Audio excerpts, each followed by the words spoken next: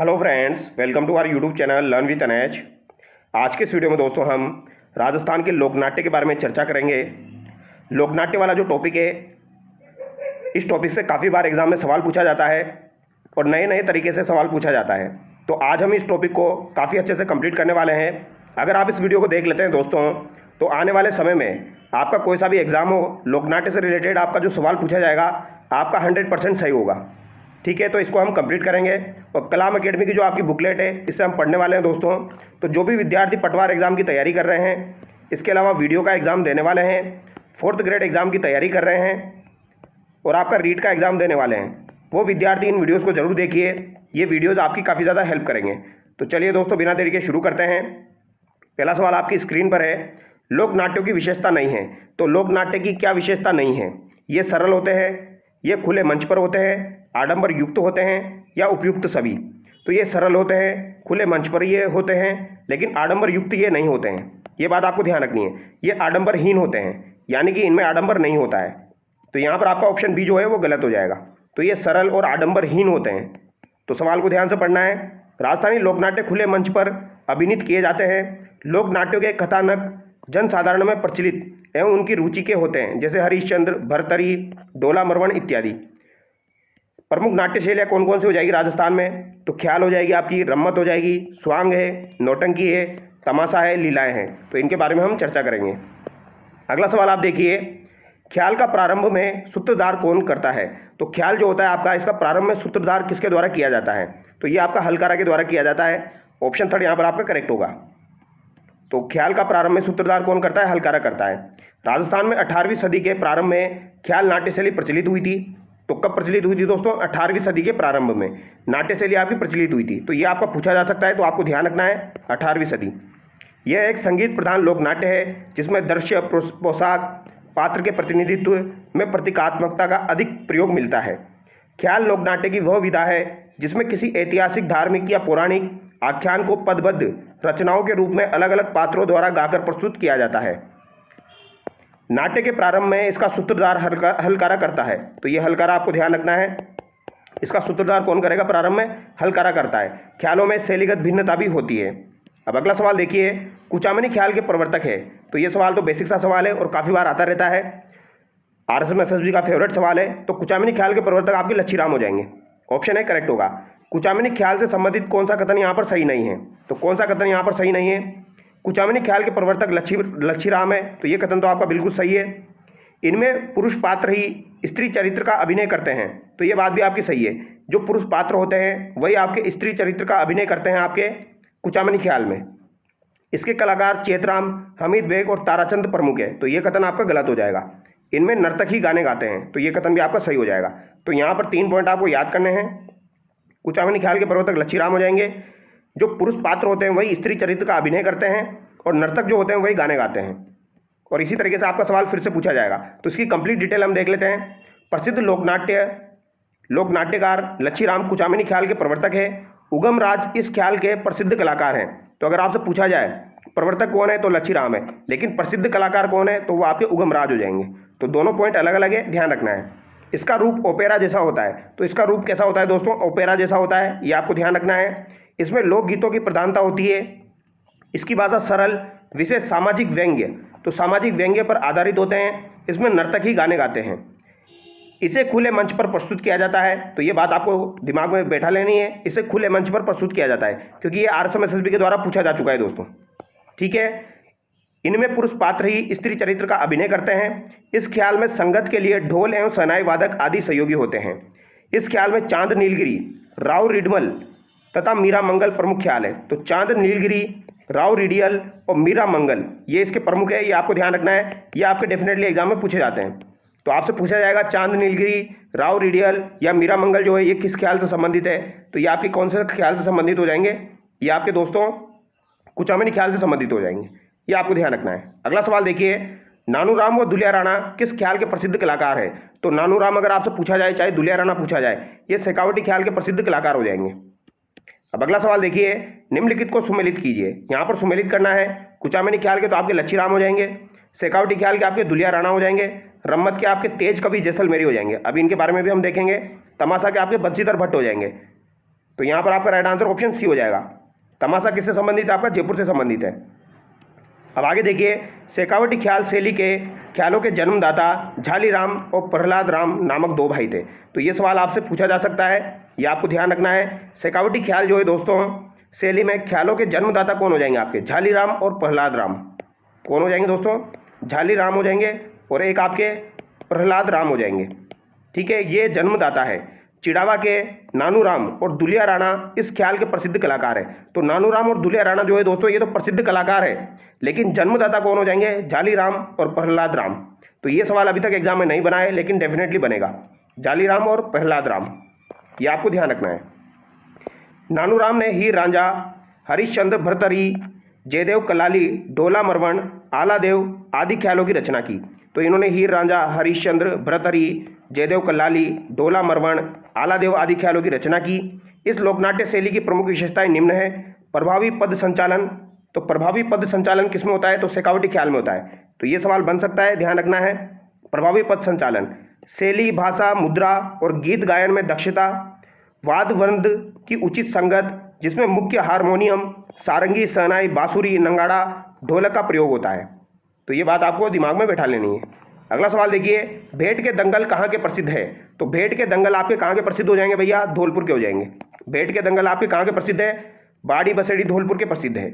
तो धौलपुर का बाड़ी बसेड़ी क्षेत्र भेंट के दंगलों के लिए प्रसिद्ध है। इनके विषय देवी देवताओं से जुड़े धार्मिक आख्यान होते हैं। तो इनके विषय जो होते हैं वो कैसे होते हैं? देवी देवताओं से जुड़े धार्मिक आख्यान होते हैं। एक आपका आता है दोस्तों डप्पाली ख्याल। डप्पाली ख्याल जो है ये अलवर भरतपुर का क्षेत्र डप्पाली ख्याल के लिए प्रसिद्ध है। तो अलवर और भरतपुर जो है दोस्तों ये आपका डप्पाली ख्याल के लिए प्रसिद्ध है और डप्पाली राग की विशिष्ट गायकी भी है। इस ख्याल में प्रयुक्त मुख्य वाद्य जो होते हैं वो ढोल, नगाड़ा और सेनाएं होते हैं। तो डप्पाली ख्याल में आपका ढोल, नगाड़ा और सेनाई यूज में लिया जाता है। ढोल, नगाड़ा, सेनाई।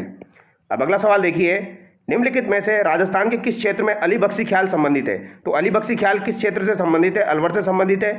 अली बख्शी ख्याल अलवर रियासत के मुंडावर ठिकाने के राव अली बख्श के काल में विकसित हुई। तो अली बख्शी ख्याल अलवर रियासत के मुंडावर ठिकाने के राव अली बख्श के काल में प्रसिद्ध हुई थी। वर्तमान में यह लोकनाट्य पूर्वी राजस्थान में प्रसिद्ध है। तो मुंडावर ठिकाने को जाएंगे आपके अली बख्श, इनके काल में विकसित हुई थी, इसीलिए इसे अली बख्शी ख्याल कहते हैं। ये आपको ध्यान रखना है और ये अलवर की हो जाएगी। हेला ख्याल किस क्षेत्र का प्रसिद्ध लोकनाट्य है? तो इंपॉर्टेंट है, हेला ख्याल पूछा जाता है। ये आपका दौसा, लालसोट और सवाई माधोपुर का हो जाएगा। कहाँ का हो जाएगा दोस्तों?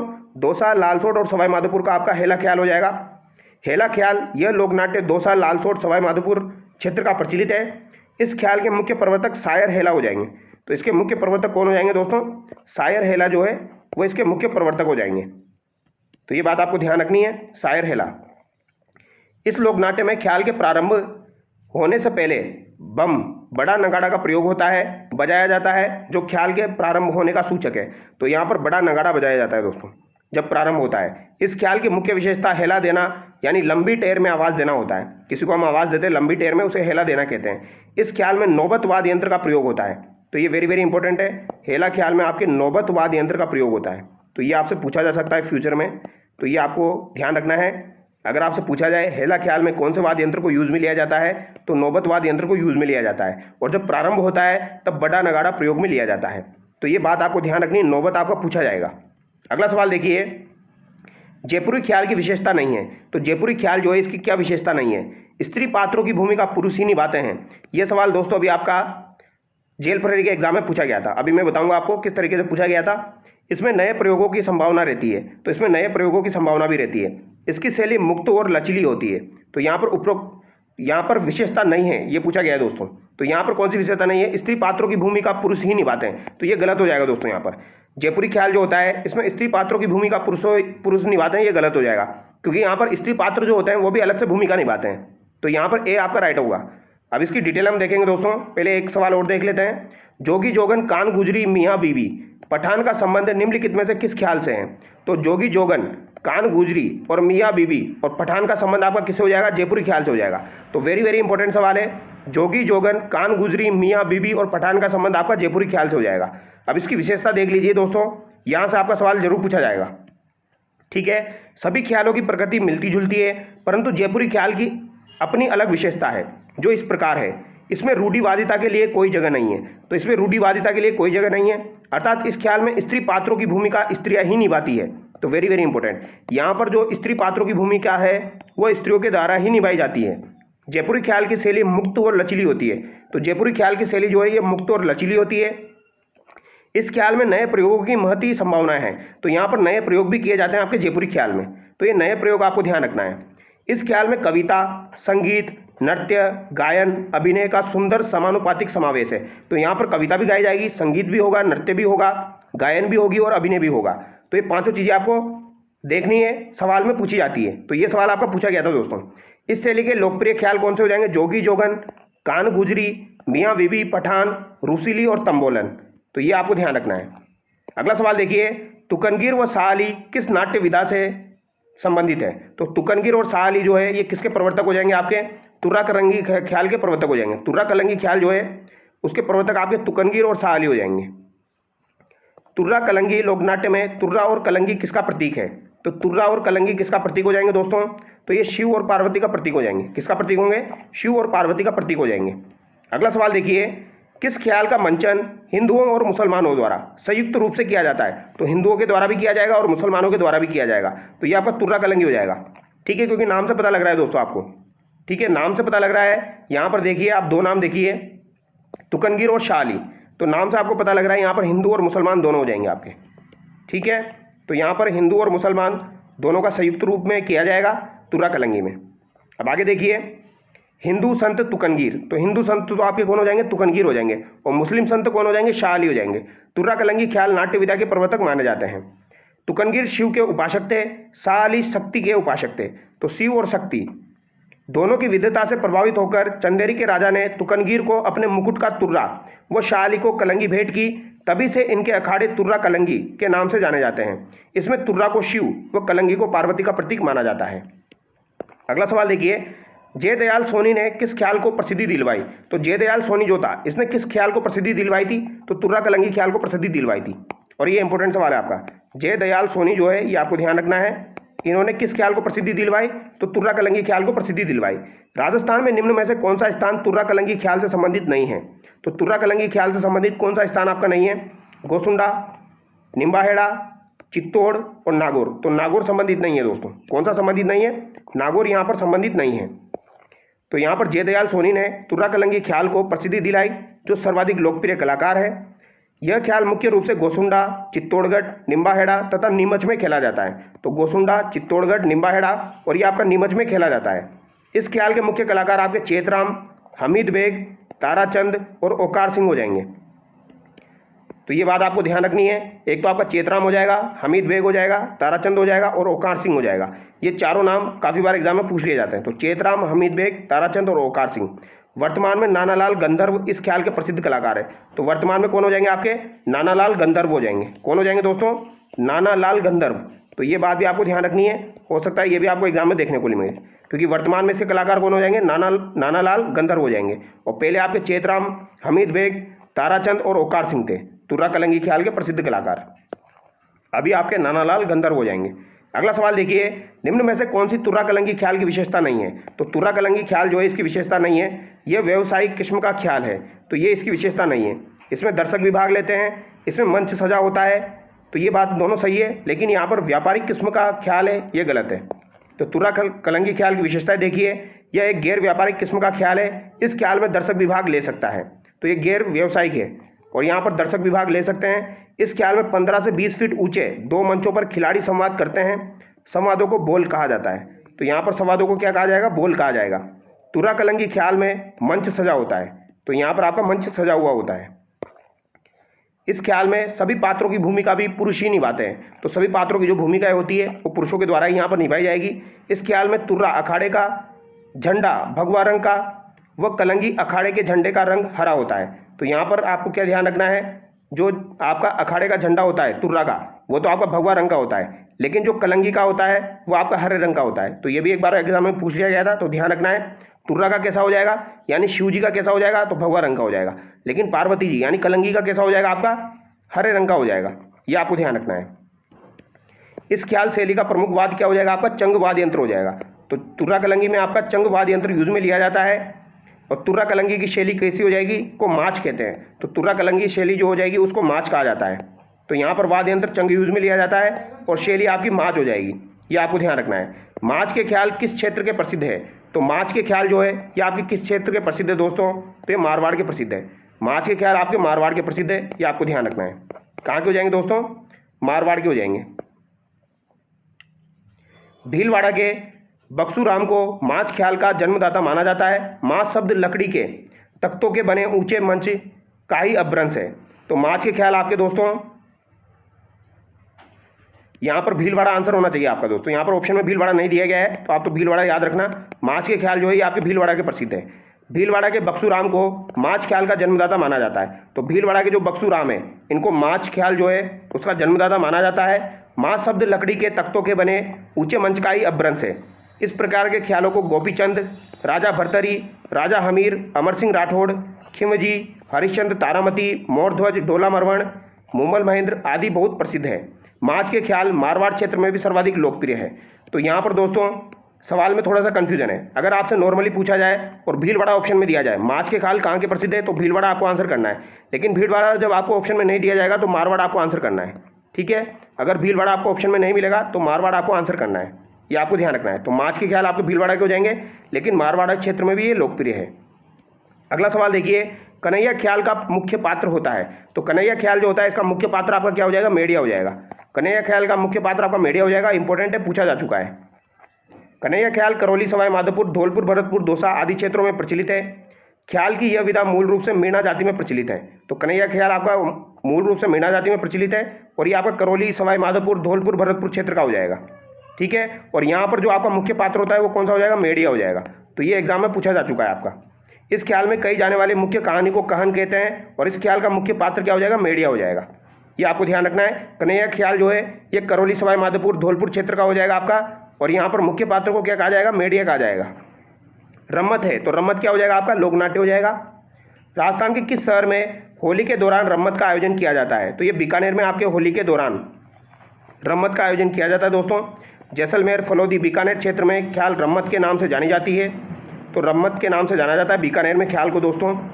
जैसलमेर की रम्मतें बिना रंग मंच के नीचे धरती पर होती है। जैसलमेर की जो रम्मतें होती है, रम्मतें दो जगह की प्रसिद्ध है आपकी, बीकानेर की भी प्रसिद्ध है, जैसलमेर की भी प्रसिद्ध है।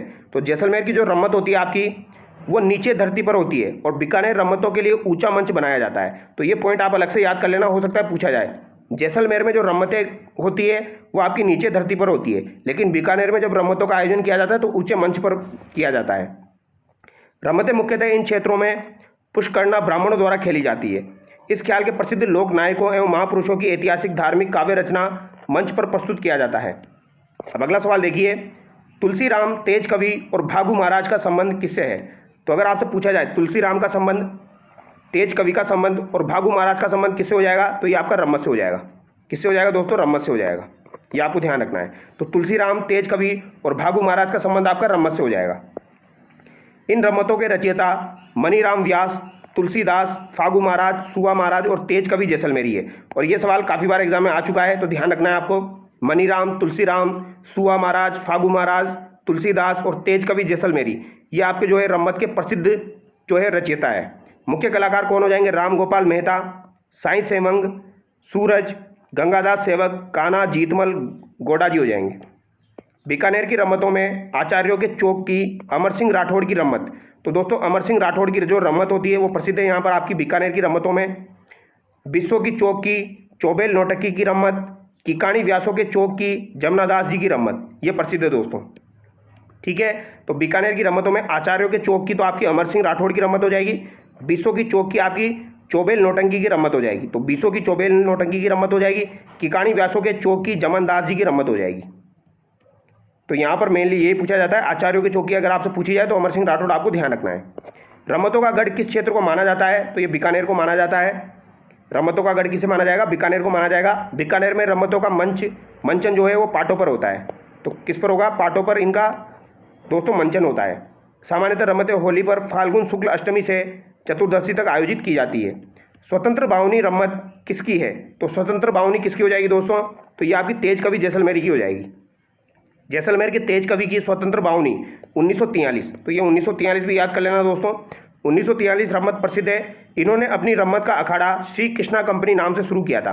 तो इन्होंने श्री कृष्णा नाम कंपनी से अपना रम्मत का अखाड़ा शुरू किया था दोस्तों, ये आपको ध्यान रखना है। कौन सी कंपनी से? श्री कृष्णा कंपनी से। और इन्होंने जो अपनी स्वतंत्र बावनी थी दोस्तों, ये महात्मा गांधी जी को भेंट भी की थी। रम्मत की मुख्य विशेषता है, तो रम्मत की मुख्य विशेषता क्या हो जाएगी? साहित्यिकता हो जाएगी। ऑप्शन है यहाँ पर आपका करेक्ट होगा। क्या हो जाएगा दोस्तों? साहित्यिकता हो जाएगी। रम्मत लोक नाट्य की प्रमुख विशेषताएं क्या है? तो रम्मत लोक नाट्य की प्रमुख विशेषताएं यहाँ पर आपको बतानी है। इसमें एक समुदाय विशेष के लोग ही सहभागी होते हैं, तो ये कथन तो आपका गलत हो जाएगा। पहला आपका गलत हुआ, तो यहाँ पर दो ऑप्शन चले गए। इसमें टेरियो और गायकों की प्रमुख भूमिका रहती है, तो ये बात आपकी सही है। रंगमंच पर बैठे पात्र अपना प्रदर्शन देते हैं और पुनः अपने स्थान पर बैठ जाते हैं, तो ये बात भी आपकी सही है। इसकी भाषा और क्षेत्रीय रंगत इसे एक क्षेत्र विशेष से जोड़े रखती है, तो ये बात भी आपकी सही है। यानी कि यहाँ पर ऑप्शन है आपका करेक्ट हो जाएगा। तो ये रम्मत की विशेषताएं दोस्तों। रम्मत में समभागी सभी जाति के लोग होते हैं, तो सभी जाति के लोग यहाँ पर भाग लेते हैं, सभी समुदाय के लोग इसमें रस लेते हैं। भाषा और क्षेत्रीय रंगत के कारण रम्मत की लोकप्रियता अन्य क्षेत्रों में नहीं है।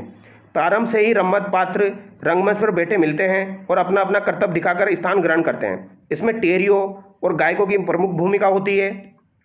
रम्मत की साहित्यिकता इसकी मुख्य विशेषता है। रम्मतों का आयोजन रात्रि के समय होता है। इसमें कोई भी रंगमंचीय सजावट नहीं होती है। इसकी मंच योजना खुले मोहल्ला या मंडी में होती है। तो दोस्तों इसमें कोई रंगमंचीय सजावट नहीं होती है। इसकी मंच खुले मोहल्ला और मंडी बाजार चौक में होती है। बड़े बड़े पाहों पर राजा रानी के बैठने हेतु छतरीनुमा सिंहासन बनाते हैं। मुख्य मंच के चारों ओर दर्शक बैठते हैं। पुरुष पात्र ही महिला पात्र की भूमिका यहाँ पर निभाते हैं। तो दोस्तों जो आपका रम्मत है, यहाँ पर पुरुष पात्र ही जो होते हैं वो महिला की भूमिका निभाते हैं आपके रम्मत में। ये बात आपको याद करनी है। रम्मत लोकनाट्य को निभाने वाले पात्र को किस रूप में जाना जाता है? तो इसे खिलाड़ के रूप में जाना जाता है। वेरी वेरी इंपॉर्टेंट है। तो रम्मत लोकनाट्य आपसे कभी भी पूछा जाए, इसको निभाने वाला जो पात्र है उसे किस नाम से जाना जाएगा? उसे खिलाड़ के नाम से जाना जाता है। और रम्मत के मुख्य वाद्य यंत्र नंगाड़ा और ढोलक होते हैं। नंगाड़ा और ढोलक जो है ये मुख्य वाद्य यंत्र है। राजस्थान का बहुरूपिया कला विश्व के अनेक राष्ट्रों में प्रदर्शित करने वाले थे, तो ये आपके जानकीलाल भांड हो जाएंगे दोस्तों, बहुरूपिया कला को प्रसिद्ध करने वाले। ठीक है, ये आपको ध्यान रखना है। तो इसके कलाकार जो है वो बहुरूपिया कहलाते हैं आपके। स्वांग का अर्थ होता है किसी विशेष ऐतिहासिक, पौराणिक, लोक प्रसिद्ध, समाज में मान्य चरित्र, देवी देवताओं की वेशभूषा धारण करते हुए हुबहू उनके चरित्र की नकल करना। तो स्वांग जो है उसके प्रसिद्ध कलाकार आपके कौन हो जाएंगे? जानकीलाल भांड हो जाएंगे। ये आपको ध्यान रखना है। नारों का स्वांग कहाँ का प्रसिद्ध है? तो नारों का स्वांग अगर आपसे पूछा जाए तो नारों का स्वांग जो है ये आपका भीलवाड़ा का प्रसिद्ध है। चैत्र कृष्ण त्रयोदशी को भीलवाड़ा जिले के मांडल में नारों का स्वांग बहुत प्रसिद्ध है, जिसकी शुरुआत शाहजहाँ के समय हुई थी। तो इसकी शुरुआत जो है ये कब हुई थी? शाहजहाँ के समय हुई थी। तो ये बात एग्जाम में पूछ ली जाती है। मेवाड़ के देवगढ़ के भांड स्वांग के लिए प्रसिद्ध है। तो मेवाड़ में भी आपके देवगढ़ के भांड है दोस्तों, वो आपके स्वांग के लिए प्रसिद्ध है। परशुराम और जानकीलाल भांड, तो परशुराम हो गए आपके और एक आपके जानकीलाल भांड हो गए भीलवाड़ा से। इस कला के प्रसिद्ध कलाकार है। तो परशुराम भी आपको ध्यान रखना है। इसके अलावा जानकीलाल भांड भी आपको ध्यान रखना है। ज़्यादातर जानकीलाल भांड एग्जाम में पूछा जाता है। दूल्हे की बारात जाने के बाद वर पक्ष की महिलाओं द्वारा टूटियाँ, टूटंकी, खोड़ या स्वांग प्रदर्शित किए जाते हैं। तो ये आपका दोस्तों एक बार एग्जाम में पूछा जा चुका है, टूटिया, टूटंकी। निम्नलिखित में से कौन सा सुमेलित नहीं है? तो यहाँ पर कौन सा सुमेलित नहीं है? नौटंकी भरतपुर धौलपुर, तमाशा जयपुर, तुर्रा कलंगी मारवाड़ और रम्मत बीकानेर जैसलमेर। तो तुर्रा कलंगी आपका मेवाड़ का हो जाएगा। तो ये आपको ध्यान रखना है। नौटंकी का अर्थ क्या होता है? नाटक का अभिनय करना। तो नौटंकी आपकी कहाँ की प्रचलित है दोस्तों?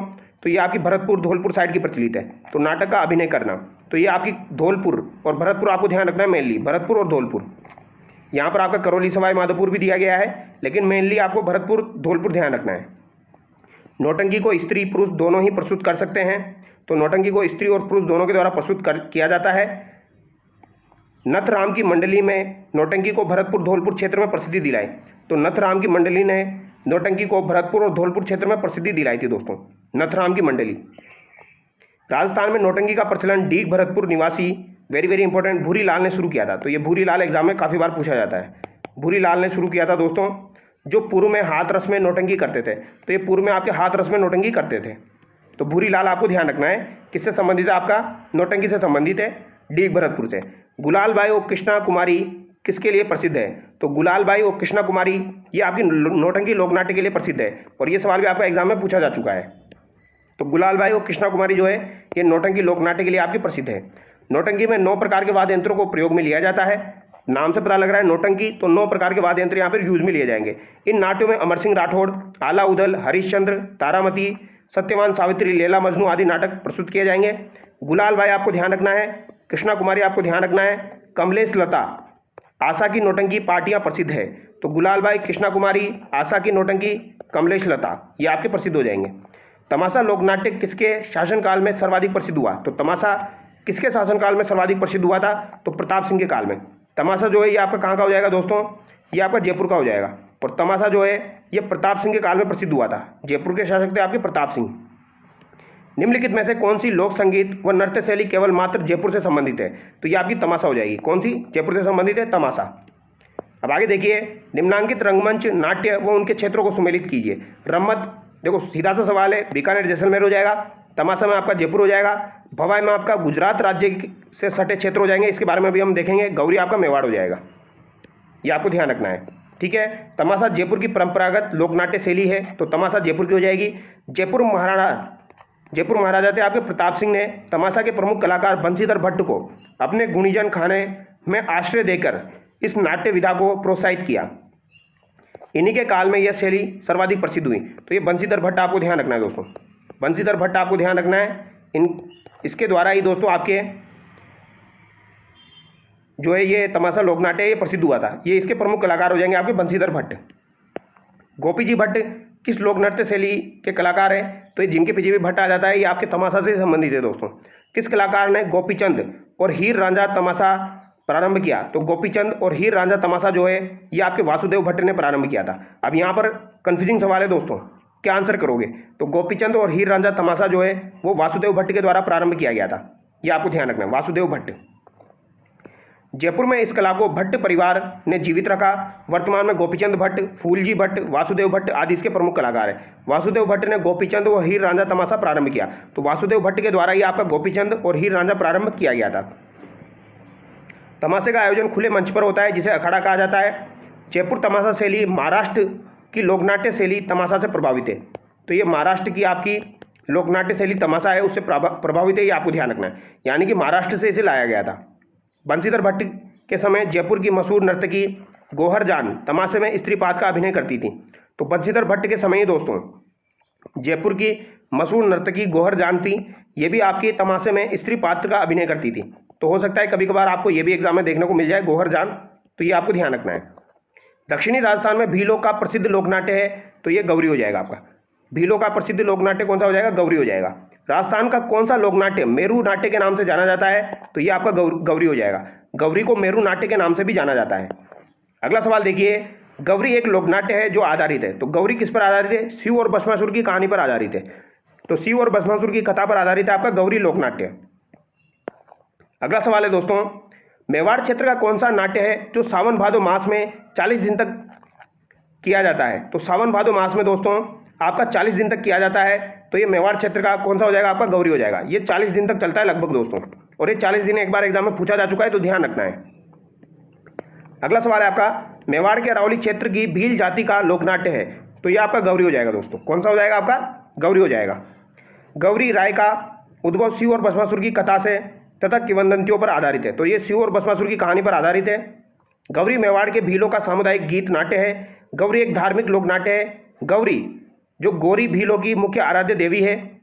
गौरी समाप्ति के छठे दिन नवरात्रि का आरंभ होता है। तो गौरी जब आपका समाप्त होता है तो उसके छठे दिन आपका दोस्तों नवरात्रि आरंभ होता है। तो ये भी आपको ध्यान रखना है, छठवें दिन फिर आपका नवरात्रि आरंभ होता है, क्योंकि आजकल किसी भी प्रकार का सवाल आपको एग्जाम में देखने को मिल सकता है दोस्तों। रक्षाबंधन के दूसरे दिन से भोपा खेड़ा देवी गौरी की अनुमति से भीलों द्वारा गौरी का मंचन किया जाता है, जो सावन भादो मास में 40 दिन तक जारी रहता है। अब अगला सवाल देखिए, झामटिया पात्र लोक भाषा में कविता बोलता है और खटगड़िया उसको दोहराता है और बीच बीच में जोकर का काम करता है। तो पात्र झामटिया और खटगड़िया जो है ये किससे संबंधित है? गौरी नृत्य से संबंधित है। अब इसको एक बार समझ लीजिए, यहाँ से आपका सवाल जरूर बनेगा दोस्तों। बुढ़िया जो होता है ये गौरी का मुख्य पात्र होता है और ये शिव और भस्मासुर का प्रतीक होता है। तो बुढ़िया जो है ये गौरी का मुख्य पात्र है और ये शिव और भस्मासुर का प्रतीक होता है आपका बुढ़िया। तो यहाँ पर शिव का प्रतीक हो जाएगा बुढ़िया, और राइया किसका प्रतीक हो जाएगा? तो ये आपका दोस्तों ये प्रमुख पात्र होता है ये भी, और ये स्त्री वेश में पार्वती का और विष्णु का प्रतीक होती है। तो ये पार्वती और विष्णु का प्रतीक होती है आपकी राइया। और झामटिया जो है ये लोक भाषा में कविता बोलता है, तो कविता बोलने वाला आपका झामटिया हो जाएगा। खड़खड़िया क्या करता है, यह कविता को दोहराता है। बोलता कौन है, झामटिया, लेकिन दोहराता कौन है, खटखड़िया। और बीच बीच में जोकर का काम भी कौन करेगा, खटखड़िया। बुढ़िया भी खटखड़िया के समय समय पर संवाद में पूरक बनता है। और खेला क्या हो जाएगा, अन्य सभी पात्र खेला कहलाते हैं। ये आपको ध्यान रखना है। गौरी का सूत्रधार होता है, तो यहाँ पर पूछ लिया गया गौरी का सूत्रधार क्या होता है दोस्तों, तो ये कुटकुड़िया होता है। ठीक है, गौरी नाट्य का सूत्रधार आपका क्या हो जाएगा, कुटकुड़िया हो जाएगा। गौरी में विभिन्न प्रसंगों को मूल कथानक से जोड़ते हुए बीच बीच में किया जाने वाला सामूहिक नृत्य गौरी की घाई कहलाता है। तो ये आपको ध्यान रखना है। गोमा मीणा, कालू कीर, कान गुजरी, मियावंड व नाहर आदि है। तो गोमा मीणा, कालू कीर, कान गुजरी और मियावंड व नाहर आपके क्या हो जाएंगे, छोटी नाटिकाएं हो जाएगी जिनका मंचन गौरी उत्सव पर किया जाता है। तो ये आपको ध्यान रखना है। गोमा मीणा, कालू कीर, कान गुजरी और मियावंड व नाहर जो है ये आपकी गौरी जो है उसकी छोटी नाटिकाएं हो जाएगी। ये आपको ध्यान रखना है। अगला सवाल देखिए दोस्तों, चारवेद कहाँ का प्रसिद्ध लोकनाट्य है, तो चारवेद कहाँ का हो जाएगा, आपका टोंक का हो जाएगा। भारत में चारवेद कला का प्रवर्तक किसे माना जाता है, तो ये अब्दुल करीम खां जो है दोस्तों, इनको चारवेद कला का प्रवर्तक माना जाता है। अब्दुल करीम खां को चारवेद कला का प्रवर्तक माना जाता है, ये बात आपको ध्यान रखनी है। चारवेद लोकनाट्य टोंक में संगीत दंगल के रूप में खेली जाती है। टोंक में इस नाट्य शैली का प्रारंभ टोंक के नवाब फैजुल्ला खां के शासनकाल में, तो फैजुल्ला खां के शासनकाल में अब्दुल करीम खां निहंग द्वारा किया गया। तो सवाल को ध्यान से पढ़ना है, क्या बोला जा रहा है। अगर बोला जाए किसके शासनकाल में, तो फैजुल्ला खां के शासनकाल में। किसके द्वारा, करीम खां निहंग द्वारा। चारवेद जो होती है दोस्तों, इसमें गायक पात्र ढप बजाता है। तो ये ढप वाद्य यंत्र आपको वेरी वेरी इंपॉर्टेंट है, ध्यान रखना है। इसमें ढप बजाया जाता है दोस्तों, क्या बजाया जाएगा, ढप बजाया जाएगा। ठीक है, ढप वाद्य यंत्र यहाँ पर बजाया जाता है। घुटनों के बल खड़े होकर अपनी बात गाकर कहता है, ये बात आपको ध्यान रखनी है। गंधर्व लोकनाट्य किस धर्म पर आधारित है, तो गंधर्व लोकनाट्य जो है ये आपका जैन धर्म पर आधारित है। और वेरी वेरी इंपॉर्टेंट हो जाएगा ये आपका, गंधर्व लोकनाट्य जो है ये आपका जैन धर्म पर आधारित है। मारवाड़ के निवासी गंधर्व लोकनाट्य के पेशेवर नर्तक होते हैं। यह संगीत नाट्य जैन धर्म पर आधारित होते हैं। तो ये आपसे पूछा जा सकता है, गंधर्व लोकनाट्य जो है ये जैन पर आधारित है। सांगोद का नाण वो बस्सी का गणेश है। तो सांगोद का नाण जो है ये क्या हो जाएगा, और बस्सी का गणेश क्या हो जाएगा, तो ये सवारी नाट्य हो जाएंगे दोस्तों। आपके क्या हो जाएंगे, ये आपके सवारी नाट्य हो जाएंगे। है तो ये लोकनाट्य है, जैसे सांगोद का नाण, बस्सी का गणेश, ये सवारी नाट्य हो जाएंगे आपके। कैसे नाट्य, सवारी। तो सवारी नाट्य प्रदर्शन धार्मिक एवं पौराणिक कथाओं पर आधारित होता है। सांगोद का नाण, बस्सी का गणेश ब्रह्मा मालिया, काला गोरादेव, गीजगढ़ जयपुर के नरसिंह प्रहलाद, नारद शुक्राचार्य, महादेव तथा कादरा भूतरा के स्वांग आदि सवारी नाट्य बड़े लोकप्रिय है। तो ये सवारी नाट्य हो जाएंगे, ये पॉइंट आपको ध्यान रखना है। भरतपुर जिले के जुरहरा की रामलीला सवारी भी प्रसिद्ध है। तो जुरहरा की रामलीला सवारी भी आपकी प्रसिद्ध है।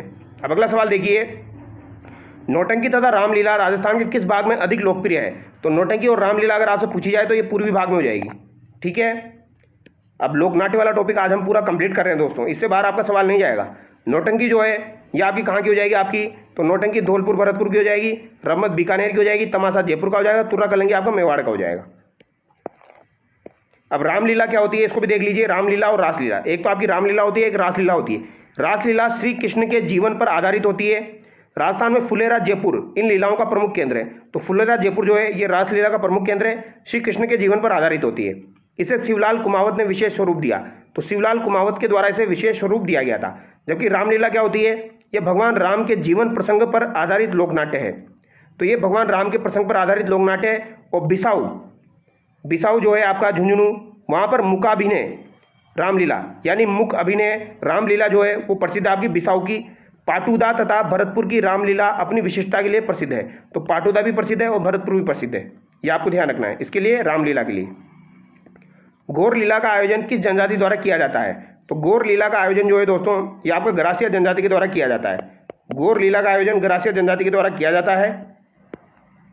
गौर नृत्य जो होता है वो भी आपका गरासिया का ही होता है। तो गरासियों की गौर लीला है। गौर का आयोजन आबू के सिरोही क्षेत्र में गरासियों द्वारा वैशाख शुक्ल चतुर्दशी को बकियोर की गणगौर नाम से किया जाता है। तो बकियोर की गणगौर नाम से किया जाएगा, कहाँ पर, माउंट आबू में। ठीक है, वैशाख शुक्ल चतुर्दशी को। सनकादिकों की लीलाई भी होती है दोस्तों। सनकादिक जो होते हैं आपके, उनकी लीलाओं के प्रमुख अखाड़े चित्तौड़गढ़ जिले के गोसुंडा और बस्सी में प्रसिद्ध है, ये आपको ध्यान रखना है। तो सनकादिकों की लीलाएं कहाँ की प्रसिद्ध है आपकी, चित्तौड़गढ़ जिले के गोसुंडा और बस्सी की, ये आपको ध्यान रखना है। सनकादिकों की लीलाएं चित्तौड़गढ़ की प्रसिद्ध है और उसमें भी कहाँ की, गोसुंडा और बस्सी की। जिस क्षेत्र में नौटंकी सर्वाधिक लोकप्रिय है वो आपका कौन सा हो जाएगा, भरतपुर हो जाएगा। गुलालबाई और कृष्णा कुमारी का संबंध किससे हो जाएगा, नौटंकी से हो जाएगा, ये हम डिस्कस कर चुके हैं। अगला सवाल देखिए, नौटंकी हम डिस्कस कर चुके हैं दोस्तों, भूरीलाल आपको ध्यान रखना है। 9 वाद्य यंत्र यहाँ पर यूज में लिए जाते हैं। भारतीय लोक कला मंडल कहाँ स्थित है, तो भारतीय लोक कला मंडल आपका कहाँ पर हो जाएगा, ये आपका उदयपुर में हो जाएगा। भारतीय लोक कला मंडल उदयपुर में हो जाएगा। 1921 ईस्वी में भवानी नाट्यशाला कहाँ स्थापित की गई, तो भवानी नाट्यशाला आपकी कहाँ पर स्थापित की गई थी, झालावाड़ में स्थापित की गई थी, 1921 में स्थापित की गई थी, ये आपको ध्यान रखना है। ठीक है, अब आपको पता होगा दोस्तों, जैसे कि रविंद्र मंच जो है ये कहाँ पर है आपका, जयपुर में है। जवाहर कला केंद्र जयपुर में हो जाएगा। जयपुर कथक केंद्र जयपुर में हो जाएगा। संगीत संस्थान आपका जयपुर में है। पश्चिमी सांस्कृतिक केंद्र आपको ध्यान रखना है, ये आपका उदयपुर में हो जाएगा। ठीक है, भारतीय लोक कला मंडल उदयपुर में है। ललित कला अकादमी आपकी जयपुर में हो जाएगी और संगीत नाटक अकादमी आपकी जोधपुर में हो जाएगी। भवानी नाट्यशाला 1921 में झालावाड़ में हो जाएगी। और भारतीय लोक कला मंडल की स्थापना कब हुई थी, तो 1952 में हुई थी। तो ये भी एग्जाम में पूछा जाए तो ध्यान रखना है भैया, 1952। ठीक है, और लोक कला मंडल के संस्थापक देवीलाल सामर ने भौगोलिक विशिष्टताओं के आधार पर राजस्थान के लोक नृत्य को 3 भागों में, पहाड़ी, राजस्थानी और पूर्वी मैदानी में विभक्त किया है। तो देवीलाल सामर के द्वारा ये स्थापना की गई थी आपके लोक कला मंडल की 1952 में। राजस्थान में भवाई नाट्य के जन्मदाता कौन हो जाएंगे आपके, तो भवाई नाट्य के बारे में पूछा जाए तो इसके जन्मदाता आपके कौन हो जाएंगे, बागाजी हो जाएंगे। कौन हो जाएंगे दोस्तों, बागाजी आपके भवाई नाट्य के जन्मदाता हो जाएंगे। गुजरात की सीमा से लगे राजस्थान के क्षेत्रों में भवाई नाट्य भवाई जाति द्वारा किया जाता है। यह एक व्यावसायिक नाट्य शैली है। इसके जन्मदाता बागाजी जाट केकड़ी अजमेर वाले हो जाएंगे। तो इनका संबंध केकड़ी अजमेर से हो जाएगा। ये भवाई नाट्य के जन्मदाता है। इस नाट्य का कोई रंगमंच नहीं होता है, तो भवाई नाट्य का कोई रंगमंच नहीं होता है, यह पॉइंट आपको याद रखना है। इसमें संगीत पर कम ध्यान देकर करतब अधिक दिखाए जाते हैं। कलाकार सिर पर मटके रखकर नृत्य करते हैं। तो इसमें संगीत कम होता है लेकिन करतब अधिक दिखाए जाते हैं। इसमें मुख्य पात्र जो होते हैं उन्हें सग्गाजी सग्गी जी कहते हैं। तो आपके जो दोस्तों भवाई नाट्य है इसमें मुख्य पात्र को सग्गाजी सग्गी जी कहा जाता है। बागाजी आपको ध्यान रखना है केकड़ी अजमेर के हो जाएंगे। और जो आपका भवाई नाट्य है ये गुजरात की सीमा से लगे हुए राजस्थान क्षेत्रों में किया जाता है। जसमा उड़न किस नाट्य शैली से संबंधित है, तो ये भवाई से संबंधित है। कौन सा नाटक भवाई शैली में लिखा गया है जो राजस्थान में प्रसिद्ध है, तो ये आपका जसमा उड़न हो जाएगा। ठीक है, एक पारस्परिक लोक नाट्य जसमा उड़न को मंचीय प्रस्तुति के लिए पुनर्रचित किया। तो ये किसने पुनर्रचित किया था, शांता गांधी ने। इंपॉर्टेंट सवाल है, ध्यान रखना है। जसमा उड़न को मंचीय प्रस्तुति के लिए पुनर्रचित किसके द्वारा किया गया, जसमा उड़न ने। यह सवाल आपका पूछा जा चुका है। अगला सवाल देखिए, शांता गांधी द्वारा रचित नाटक जसमा उड़न किस गायन शैली में विश्व के कई देशों में मंचित किया जा चुका है। तो जसमा उड़न जो है ये आपका भवाई से संबंधित है और ये कई देशों में मंचित किया जा चुका है। ठीक है, जसमा उड़न किसके द्वारा रचित है, शांता गांधी के द्वारा। तो इस शैली का आधारित शांता गांधी द्वारा लिखित नाटक जसमा उड़न ने वैश्विक स्तर पर प्रसिद्धि पाई है। अब इसमें प्रमुख वाद्य यंत्र कौन से हो जाएंगे, सारंगी, नफीरी, नगाड़ा, मंजीरा। तो सारंगी, नफीरी, नगाड़ा, मंजीरा हो जाएंगे। भवाई की प्रसिद्ध नृत्यांगना श्रेष्ठा सोनी को लिटिल वंडर की उपाधि प्राप्त है। तो ये पॉइंट आपको ध्यान रखना है दोस्तों। भवाई नाट्य की प्रसिद्ध नृत्यांगना कौन हो जाएगी, श्रेष्ठा सोनी। कौन हो जाएगी दोस्तों, श्रेष्ठा सोनी। हो सकता है पूछा जाए, तो ध्यान रखना है श्रेष्ठा सोनी जो हो जाएगी इन्हें लिटिल वंडर की उपाधि दी जाती है। लिटिल वंडर की उपाधि प्राप्त इनको भवाई की प्रसिद्ध नृत्यांगना है ये आपकी श्रेष्ठा सोनी। तो यहाँ पर दोस्तों हमारा लोकनाट्य कंप्लीट हो चुका है। ठीक है, बाकी का जो अगला टॉपिक है आपका वो हम नेक्स्ट वीडियो में डिस्कस करेंगे। आई होप आपको वीडियो अच्छा लगा होगा। और दोस्तों वाकई में वीडियो अच्छा लगा है तो वीडियो को लाइक करें, चैनल को सब्सक्राइब करें। Thank you so much.